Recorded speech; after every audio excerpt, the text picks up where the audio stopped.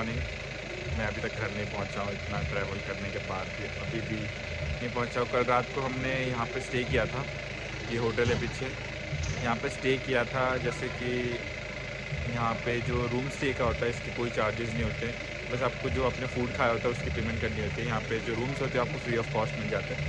तो इसी होटल में हम लोग रुके थे रात को।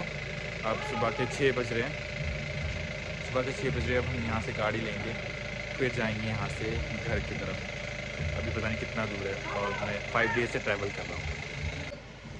चाय पी रहे हैं हम लोग होटल में।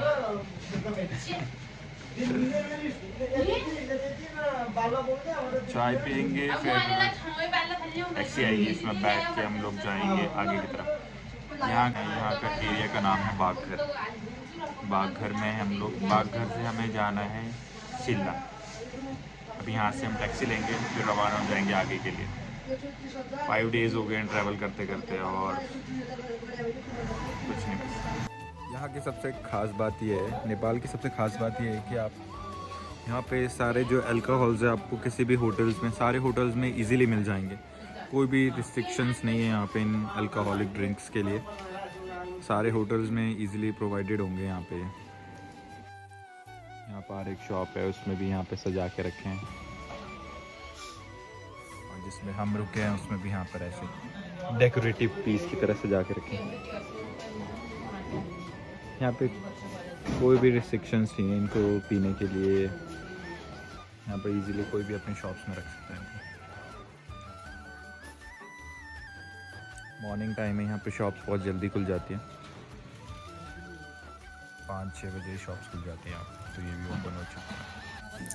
नेपाल पहुंचने के बाद मुझे पता लगा कि वहाँ पे जो उनका फेवरेट फूड होता है वो होती है सुखाई हुई मछलियाँ, जो कि बहुत ही गंदी लग रही थी मुझे। तो मेरे तो बस नाक के सारे बाल जल गए थे अंदर के, इतनी गंदी स्मेल आती है इनसे। लोग पता नहीं कैसे खा लेते हैं इसे। एक बार फिर से हमने अपना ट्रैवल शुरू किया। ट्रैवल कर कर के मेरे तो बहुत बुरे हाल हो चुके थे।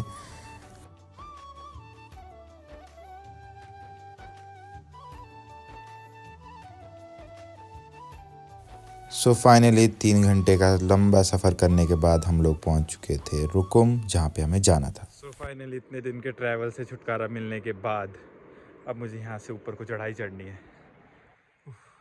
पता नहीं कितना ऊपर जाना है, लेकिन है तो बहुत दूर। तो चलते ऊपर चढ़ाई की तरफ। एक तो चढ़ाई चढ़ना पहली पसंद नहीं है, ऊपर से और चढ़ाई चढ़नी पड़ रही है। सो लगभग 2 किलोमीटर हम लोग ऊपर आ चुके, और अभी भी चलना है। पता नहीं कितना ऊपर जाना है। यहाँ पर मुझे पसीने आ रहे हैं, दिसंबर के महीने में पसीने आ रहे हैं यहाँ पे। ऊपर चलते जाना है, पता नहीं कितना दूर जाना है अभी। तो व्यू तो मेरे पीछे दिख ही रहा होगा, बहुत ही अमेजिंग और बहुत सुंदर है, बहुत ज़्यादा सुंदर है। बस चढ़ाई जानी है ऊपर को।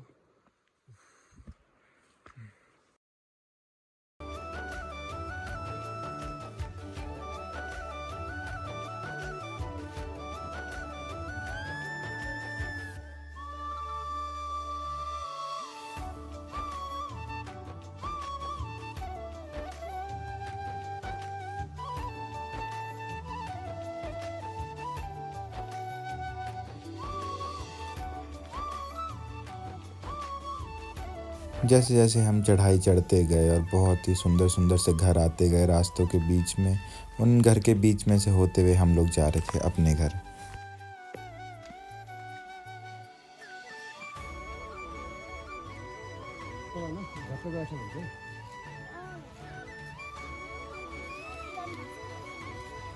सो फाइनली घर पहुंचने के बाद जैसे ही हम घर पहुंचे, और सुंदर सुंदर वादियों के बीच में फ्रेश क्लाइमेट, फ्रेश एयर, इन सब चीज़ों ने सारी थकान दूर कर दी थी। और मैं तो बस बैग फेंकते ही बस घूमने चला गया खेतों के बीच में। वहाँ पे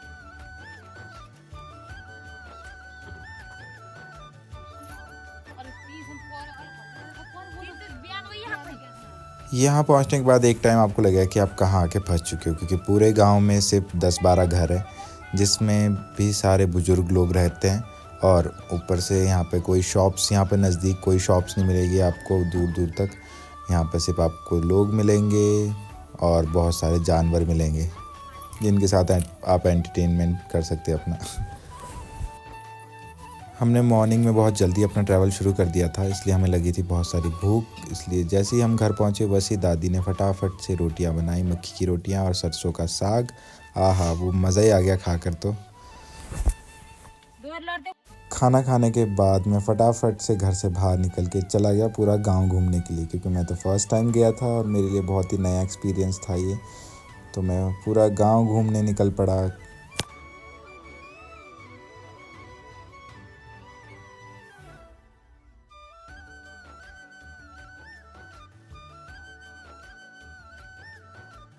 सो फाइनली हम लोग घर पहुंच चुके हैं। ये रहा पीछे घर, बहुत ही सुंदर लग रहा है। वैसे मुझे ऐसे घर बहुत पसंद है, पहाड़ी इलाकों वाले।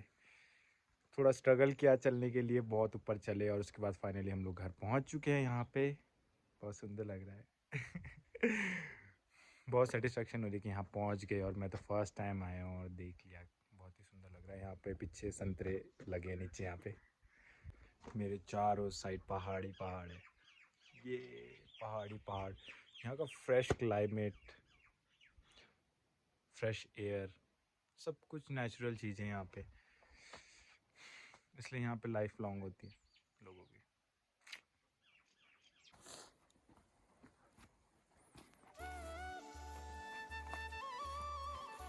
यहाँ पर खेतों के बीच में ये शेड बनाया है। यहाँ पे मधुमक्खी का शेड है, ये शहद इकट्ठा होता है इसमें। कितना अमेजिंग है ये।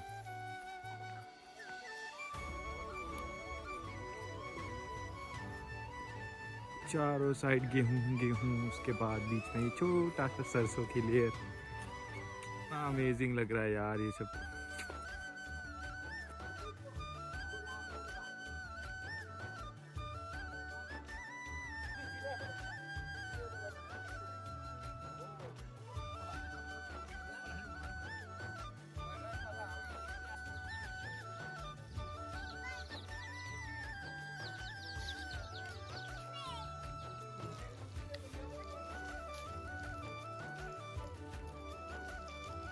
गांव पहुंचने के बाद सबसे पहले जो मेरा दोस्त बना था वो था ये बकरी का बच्चा। यही था जो पूरे दिन भर मेरे साथ खेलता रहता था और लड़ता रहता था।